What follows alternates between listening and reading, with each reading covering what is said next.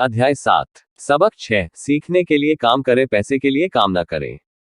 1995 में मैंने सिंगापुर के एक अखबार में इंटरव्यू दिया। युवा महिला रिपोर्टर समय पर आ गई और इंटरव्यू तत्काल शुरू हो गया। हम एक आलीशान होटल की लॉबी में कॉफी की चुस्कियां लगा रहे थे और मेरी सिंगापुर यात्रा के उद्देश्य पर चर्चा कर रहे थे। मैं प्लेटफॉर्म पर जिग जिंगलर के साथ बैठने वाला था। वे प्रेरणा पर चर्चा करने वाले थे और मैं अमीरों के रहस्य पर बोलने वाला था। एक दिन मैं भी आपकी तरह बेस्ट सेलिंग लेखक बनना चाहती हूँ, उस महिला ने कहा। मैंने उसके कई लेख पढ़े थे और मैं उनसे प्रभावित हुआ था। उसकी लेखन शैली दमदार और स्पष्ट थी। उसके लेखों में पाठकों की रुचि जगाने की क्षमता थी। आपकी शैली बहुत बढ़िया है, मैंने जवाब में कहा। कौन सी चीज आपको अपने सपनों को हकीकत में बदलने से रोक रही है? मेरा काम कहीं का कहीं जाता है, उसने शांतिपूर्वक कहा। हर आदमी कहता है कि मेरे उपन्यास बढ़िया हैं, परंतु कुछ नहीं होता। इसलिए मैं अखबार के लिए काम कर रही हूँ। कम से कम इससे मेरा खर्च तो चल जाता है। क्या आप इस बारे में कोई सुझाव देना चाहेंगे? हाँ बिल्कुल, मैंने उत्साह से कहा। सिंगापुर में मेरा दोस्त है। वह एक स्कूल चलाता है जहां लोगों को बिक्री संबंधी प्रशिक्षण दिया जाता है। वह सिंगापुर में कई चोटी के कॉर्पोरेशंस के लिए सेल्स ट्रेनिंग कोर्स चलाता है और मैं समझता हूं कि उसके कोर्स में शामिल होने से आपका करियर बहुत ज्यादा विकसित हो जाएगा। उसका शरीर सख्त हो गया। आप यह कहना चाहते हैं कि बिक्री सीखने के लिए मुझे स्कूल जाना पड़ेगा? मैंने सहमति में सिर हिलाया। आप सचमुच ऐसा कह रहे हैं या मजाक कर रहे हैं? एक बार फिर मैंने सहमति में सिर हिलाया। इसमें गलत ही क्या है? मैं अब अपने शब्द वापस लेना चाहता था। उसे मेरी किसी बात से बुरा लग गया था और अब मैं सोच रहा था कि कितना अच्छा होता अगर मैंने उसे कुछ भी सुझाव नहीं दिया होता। उसकी मदद करने की कोशिश में अब मैं खुद के सुझाव की रक्षा करता नजर आ रहा था। मेरे पास अंग्रेजी साहित्य में मास्टर्स डिग्री है। मैं सेल्समैन बनना सीखने के लिए स्कूल क्यों जाऊं? मैं एक प्रोफेशनल हूं। मैं एक प्रोफेशन में प्रशिक्षित होने के लिए स्कूल गई थी ताकि मुझे सेल्समैन न बनना पड़े। मैं सेल्समैनों से नफरत करती हूं। उन्हें केवल पैसा चाहिए हो। तो आप मुझे बताएं कि मैं सेल्स का अध्ययन क्यों करूं? अब वह अपना ब्रीफकेस ताकत से बंद कर रही थी। इंटरव्यू खत्म हो गया था। कॉफी टेबल पर मेरी एक बेस्ट सेलिंग पुस्तक रखी हुई थी। मैंने उसे उठाया और उस महिला द्वारा लिखे गए नोट्स को भी अपने दूसरे हाथ में रखा। क्या आप इसे देख सकती हैं? मैंने उसके नोट्स की तरफ इशारा किया। उसने अपने नोट्स पर नजर डाली। क्या? उसने उलझन में कहा। एक बार फिर मैंने उसके नोट्स की तरफ जानबूझकर इशारा किया। उसके पैड पर उसने लिखा था, रॉबर्ट कियोसाकी, बेस्ट सेलिंग लेखक। यहाँ पर बेस्ट सेलिंग लेखक लिखा हुआ है, न कि बेस्ट राइटिंग लेखक। उसकी आंखें तत्काल फैल गई। मैं बहुत बुरा लेखक हूँ। आप बहुत बढ़िया लेखिका हैं। मैं सेल्स स्कूल गया हूँ। आपके पास मास्टर्स डिग्री है। दोनों को इकट्ठा कर लें और आप एक बेस्ट सेलिंग लेखिका और बेस्ट राइटिंग लेखिका बन सकती हैं। उसकी आंखों में गुस्सा था। मैं कभी इतनी नीचे नहीं गिरूंगी कि बिक्री सीखने के लिए प्रशिक्षण लूं। आप जैसे लोगों को तो लिखना ही नहीं चाहिए। मैं एक प्रोफेशनल लेखिका हूं और आप एक सेल्समैन हैं। यह सही नहीं है। उसने अपने बाकी के नोट्स भी समेट लिए और वह सिंगापुर की उस नम सुबह में तेजी से बाहर चली गई। कम से कम उसने अगले दिन मुझे एक अच्छा कवरेज दिया। दुनिया स्मार्ट, गुणी, शिक्षित और प्रतिभा संपन्न लोगों से भरी हुई है। हम उनसे हर दिन मिलते हैं। वे हमारे चारों तरफ हैं।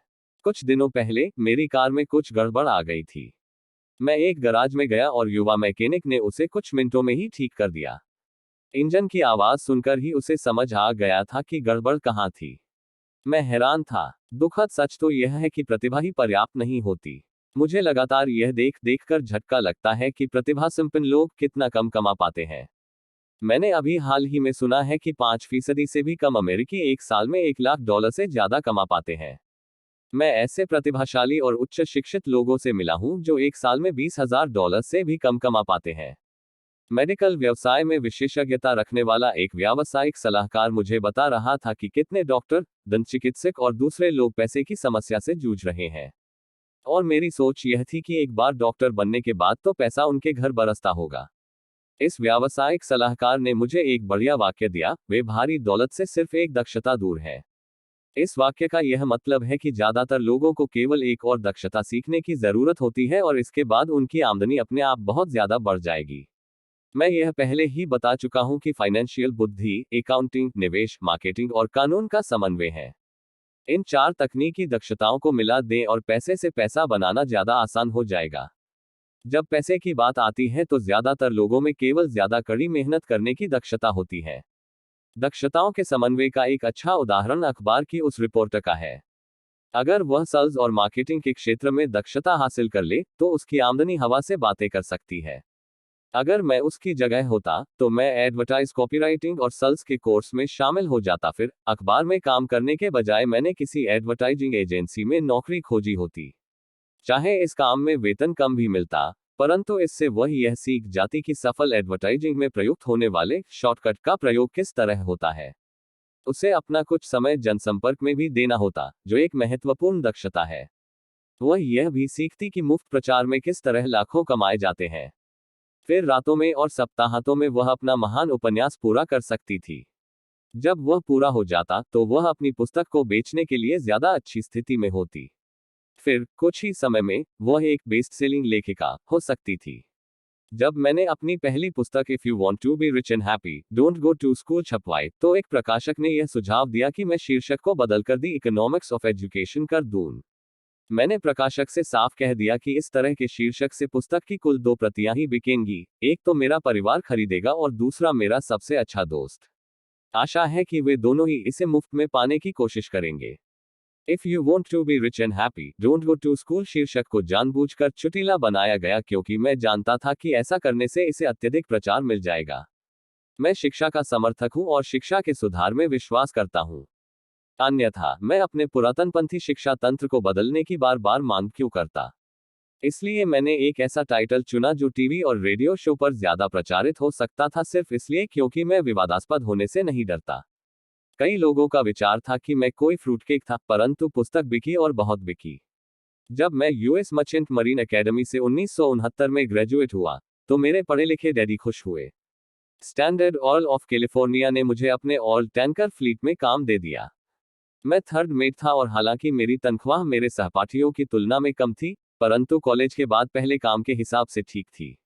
मेरी शुरुआती तनख्वाह $42,000 प्रति वर्ष थी, जिसमें ओवरटाइम भी शामिल था और मुझे केवल 7 महीने काम करना पड़ता था।